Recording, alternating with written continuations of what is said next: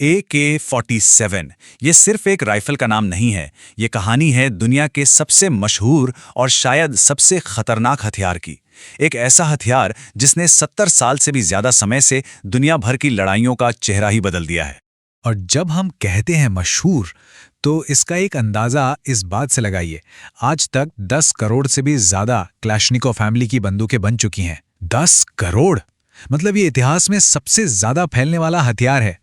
लेकिन इस बंदूक की कहानी में ना एक बहुत बड़ा विरोधाभास है। एक तरफ तो ये कुछ देशों की सेनाओं का हथियार है, उनकी आज़ादी और गर्व का प्रतीक, और दूसरी तरफ ये दुनिया भर के आतंकी गुटों और अपराधियों की पहली पसंद है। मतलब एक ही हथियार, मुक्ति का निशान भी और जुल्म का औजार भी। तो सवाल ये उठता है कि आखिर कैसे एक बंदूक ने पूरी दुनिया को अपने कब्जे में ले लिया? और इसका जवाब पता है कहाँ मिलता है? किसी जंग के मैदान में नहीं, बल्कि एक अस्पताल में, जहां एक जख्मी सोवियत सैनिक अपने बिस्तर पर लेटा हुआ था।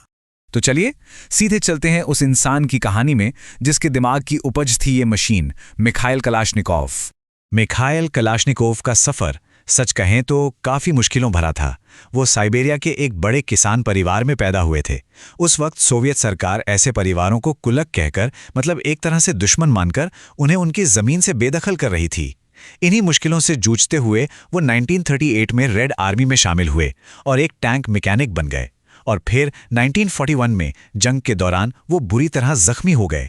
और बस यही, अस्पताल में पड़े पड़े उन्होंने अपने साथी सिपाहियों को बातें करते सुना।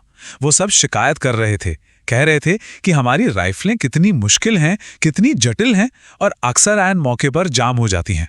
बस यही वो पल था, यही वो शिकायतें थीं जिन्होंने कलाश्निकोव के दिमाग में एक आइडिया डाल दिया। अब कलाश्निकोव ने ठान लिया था, वो एक ऐसा हथियार बनाएंगे जो सोवियत सैनिक की हर जरूरत पूरी करे।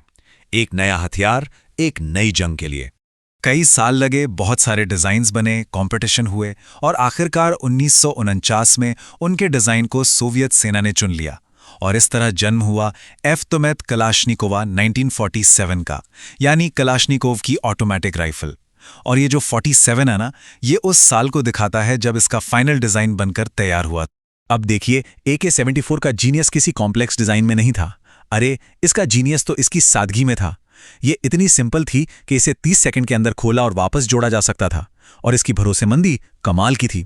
चाहे इसे रेत में गाड़ दो या कीचड़ वाले पानी में डुबो दो, ये चलती थी। इसकी लागत कम थी और ये सालों साल चलती थी। ये एक पावरफुल 60.62 mm की गोली चलाती थी। इसकी मैगजीन में 30 गोलियां आती थी और वजन में भी इतनी हल्की थी कि सैनिक आराम से ढेर सारा गोला बारूद अपने साथ रख सकते थे। मतलब इसने ठीक उन्हीं शिकायतों को दूर कर दिया जो कलाश्निकोव ने अस्पताल में सुनी थी। तो बंदूक तो बन गई, लेकिन एक सोवियत सीक्रेट से ये पूरी दुनिया का आइकॉन कैसे बन गई? इसकी कहानी जुड़ी है कोल्ड वॉर की पॉलिटिक्स से। शुरू में तो सोवियत सरकार ने इसका कंट्रोल अपने पास रखा। वो इसे सिर्फ अपने साथी देशों, मतलब जो कम्युनिस्ट मूवमेंट से जुड़े थे, उनको ही देते थे। ये उनका तरीका था अपना दबदबा बढ़ाने का। लेकिन इसकी असली धाक जमी वियतनाम की जंग में। वहां के घने जंगलों में हालत ये हो गई थी कि अमरीकी सैनिक अपनी M16 राइफलें फेंककर मारे गए वियतनामी सैनिक की AK-47 उठा लेते थे। सोचिए, दुश्मन का हथियार अपने हथियार से ज्यादा भरोसेमंद लग रहा था।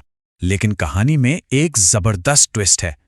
इस बंदूक को असल में वायरल करने का काम वो सोवियत संघ के सबसे बड़े दुश्मन ने किया, और वो दुश्मन था अमेरिका। हुआ ये कि 1979 में जब सोवियत संघ ने अफगानिस्तान पर हमला किया तो उनके सैनिकों के पास AK-47 थी। अब अमेरिका ने क्या किया? उन्होंने सोवियत के खिलाफ लड़ने वाले मुजाहिदीनों को हथियार देना शुरू किया। और कौन सा हथियार दिया? हजारों की तादाद में AK-47 ही खरीद कर उन्हें दी। मतलब सोवियत को उन्हीं के हथियार से मारो। और इसी वजह से उस पूरे इलाके में कलाश्निकोव की बाढ़ आ गई। और जब जंग खत्म हुई तो ये बंदूकें वहां से निकलकर पूरी दुनिया में फैल गई।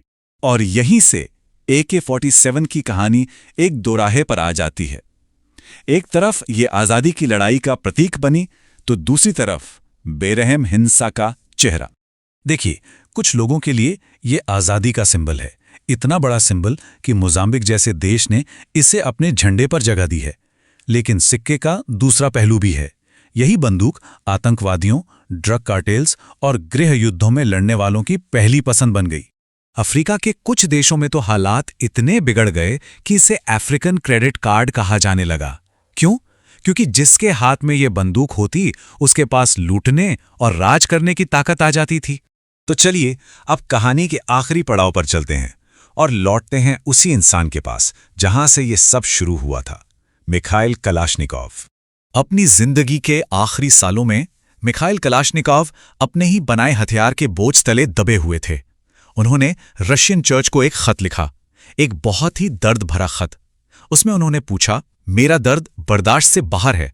अगर मेरी राइफल ने लोगों की जानें ली हैं तो क्या उनकी मौत का जिम्मेदार मैं हूं? कलाश्निकोव का ये सवाल आज भी उतना ही बड़ा है और ये हमें एक बहुत ही मुश्किल सोच के साथ छोड़ जाता है। क्या कोई भी आविष्कारक अपने बनाए हुए चीज के सही और गलत इस्तेमाल के लिए सच में जिम्मेदार ठहराया जा सकता है? इस पर सोचना जरूरी है।